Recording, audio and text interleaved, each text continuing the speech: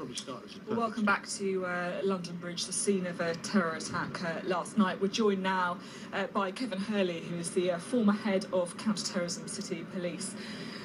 Thanks for being with us. 3 terror attacks in as many months. Can we expect more? Yes, absolutely. What we're seeing now is a perfect storm of a number of factors.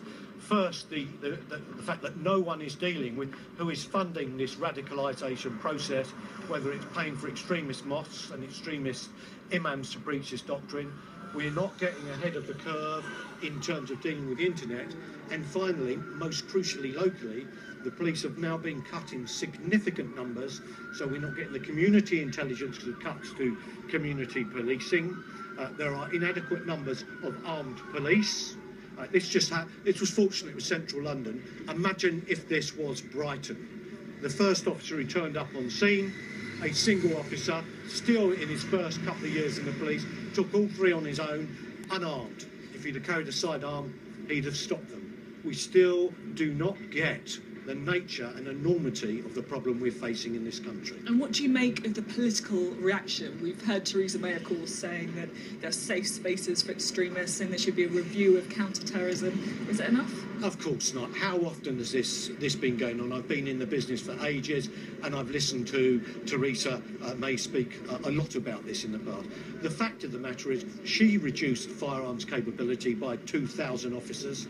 They're still fighting to try and bring that back. But we actually need to bite the bullet and start to arm first responders.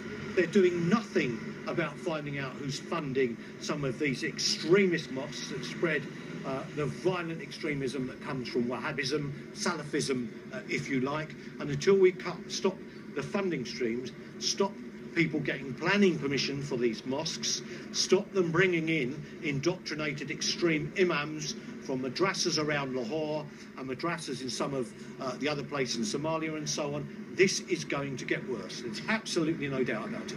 Worth pointing out, of course, that we're still very early in the investigation. We don't know the connections of these 3 particular men. But what are you talking about when you're talking about the funding, very briefly? Well, what I'm saying is for the last 35 years, extremist Wahhabist violent views have been propagated throughout the world, starting, of course, in Afghanistan and Bosnia and onwards. We'll have to leave it there. Thank you very much for being with us today.